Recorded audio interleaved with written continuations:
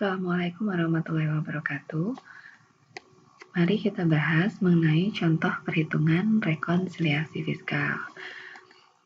Di sini kita sudah punya kasus untuk PT XYZ yang bergerak dalam perdagangan kain batik. Telah disajikan beberapa data mengenai penjualan, persediaan, kemudian ada beban-beban, dan ada juga laba dari penjualan di luar negeri, yaitu di Malaysia. Kemudian ada keterangan tambahan bahwa PT XYZ ini memiliki bangunan permanen yang dibeli tahun 2016 dengan harga beli 400 juta. Kemudian ada juga aset-aset yang masuk di kelompok 1 tahun pembeliannya 2017 dan harga belinya adalah 60 juta. Selain itu, terdapat juga keterangan bahwa penyusutan fiskalnya menggunakan metode garis lurus. Untuk persediaan akhir, PT XYZ menggunakan metode LIFO. Dalam aturan perpajakan, metode LIFO ini tidak diperkenankan. Yang diperkenankan adalah metode FIFO atau average. Kita anggap saja bahwa dalam kasus ini yang digunakan dalam aturan perpajakan yaitu menggunakan metode FIFO. Nah, apabila menggunakan metode FIFO, seharusnya nilai persediaan akhir itu sebesar 700 juta. Kemudian, PT XYZ ternyata telah membayar PPh pasal 22 sebanyak 3 juta, membayar PPh pasal 23 sebanyak 200.000, dan membayar PPh pasal 25 selama 12 bulan untuk masa pajak setiap masa pajak yang totalnya adalah 5 juta rupiah. Ya. Mari kita langsung saja mengerjakan koreksi fiskalnya. Ini adalah worksheet untuk perhitungan koreksi fiskal. Oke, kalian masukkan dulu di kolom yang pertama data-data yang dimiliki oleh PT XYZ. Kemudian kolom yang berikutnya adalah nilai apabila yang tercantum dalam laporan keuangan komersil. Di kolom berikutnya adalah kolom-kolom untuk koreksi fiskal, apakah positif atau negatif. Yang berikutnya ini adalah kolom untuk hasil perhitungan setelah dilakukan koreksi fiskal. Oke ya, jadi kolom untuk jumlah menurut fiskal. Oke, yang pertama penjualan sebesar 1.250.000.000, itu tidak ada penyesuaian apapun. Kemudian untuk harga pokok, persediaan awal 200 juta, pembelian 1 juta, itu juga tidak ada koreksi apapun. Yang akan dikoreksi adalah untuk persediaan akhir. Dalam persediaan akhir, dikatakan bahwa menurut koreksi fiskal ini, dia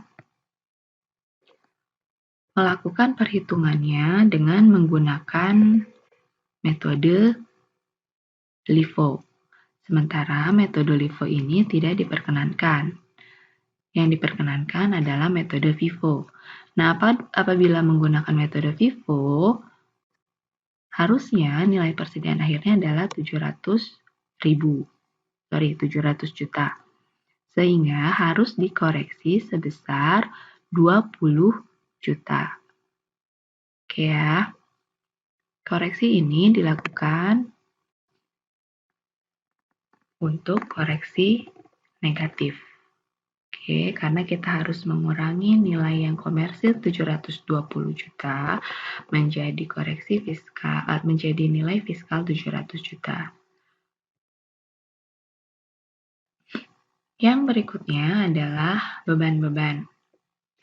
Karena ada beban gaji sebesar 55 juta, beban makan kantor 45 juta, ini tidak perlu dikoreksi karena beban makan kantor berarti berarti yang dikenakan atau yang mendapat makanan adalah seluruh karyawan. Kalau seluruh karyawan boleh dikenakan atau boleh dibebankan sehingga tidak perlu dikoreksi. Kemudian yang berikutnya adalah beban pengobatan ditanggung perusahaan. Beban pengobatan ditanggung perusahaan termasuk beban yang tidak boleh dibebankan dalam laporan keuangan fiskal. Sehingga beban tersebut harus dikeluarkan. Beban ini jika dikoreksi akan menyebabkan koreksi fiskal positif. Mengapa? Karena dengan dikeluarkannya beban, otomatis nilai labanya akan bertambah. Kita ingat lagi pembahasan jenis koreksi fiskal positif apa negatif. Positif, koreksi positif berarti koreksi yang menambah nilai laba atau rugi. Oke ya. Nah, dengan mengeluarkan beban pengobatan ditanggung perusahaan, maka nilai labanya akan bertambah.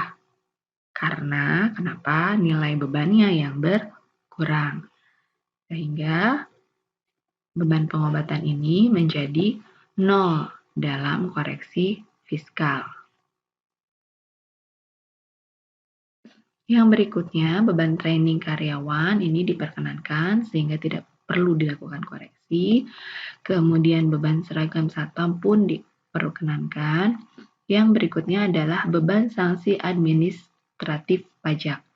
Sanksi administrasi pajak termasuk sanksi yang tidak boleh dibebankan, sehingga harus dikeluarkan dari perhitungan laba rugi, yang artinya koreksinya adalah koreksi positif. Ya, sehingga menurut fiskal, beban sanksi administrasi pajak ini menjadi 0. Yang berikutnya adalah beban bunga pinjaman. Ini masih diperkenankan. Yang berikutnya adalah cadangan penghapusan piutang. Cadangan penghapusan piutang termasuk ke dalam beban-beban yang tidak boleh dibebankan dalam laporan keuangan fiskal. Ya, dan ini berarti termasuk ke dalam koreksi positif karena dalam LK fiskalnya dia tidak boleh diakui atau menjadi 0. Kemudian ada beban jamuan tamu tanpa daftar nominatif. Maksudnya adalah ini berbeda ya dengan beban makan kantor. Kalau beban makan kantor, yang menerima itu adalah seluruh karyawannya, tetapi kalau beban jamuan tamu itu berarti kan hanya beberapa orang saja yang menerima. Dalam aturan perpajakan, apabila yang menerima hanya beberapa orang saja atau tidak seluruh karyawan, maka itu tidak diperkenankan untuk dibebankan.